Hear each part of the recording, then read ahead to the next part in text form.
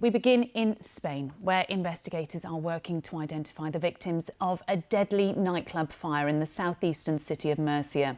At least 13 people are known to have died in what's believed to be Spain's worst such disaster in over 30 years.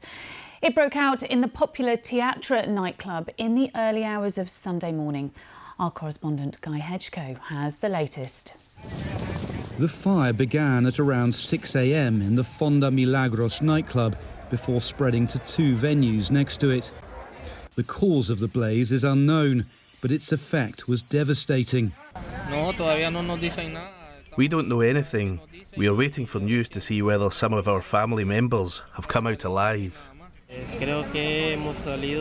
I think we left 30 seconds or 1 minute before the alarms went off and all the lights went out and there were screams saying there was a fire.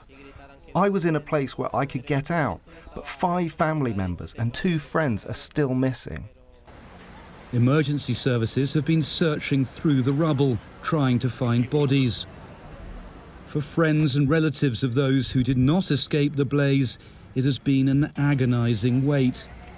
They've been receiving support from counsellors in a nearby sports complex.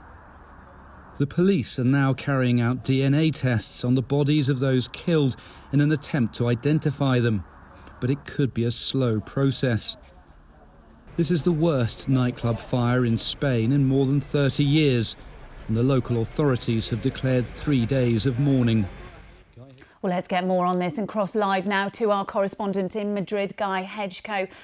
Guy, we're around 24 hours on from this fire. What more do we know?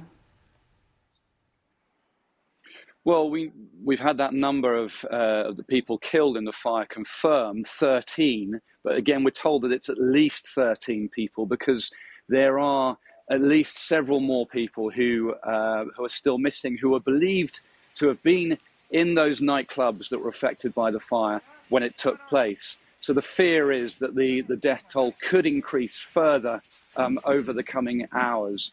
Now, the police are trying to identify the bodies of those killed, but so far they've only been able to identify 3 using fingerprint technology. They're now also using DNA testing to try and identify the other bodies. Meanwhile, those who've been affected, relatives of those who were killed, are being given counselling in a nearby sports venue. But it's still not clear the circumstances surrounding this fire. The rubble is a tremendous amount of rubble at the site. A huge amount of damage was caused by the fire, and that's made the whole process of investigating this for the authorities very difficult.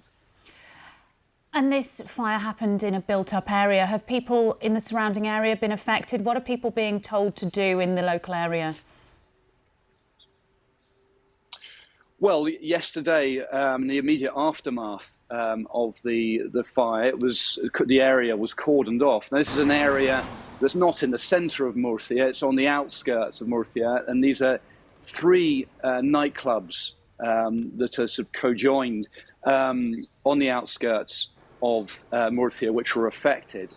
So that whole sort of block was hit by the fire and affected by it. I think today things are sort of returning more back to normal in that area, but obviously this is devastating for the local community. OK, thank you. Guy Hedgecoe in Madrid. We'll be following that story closely here on BBC News.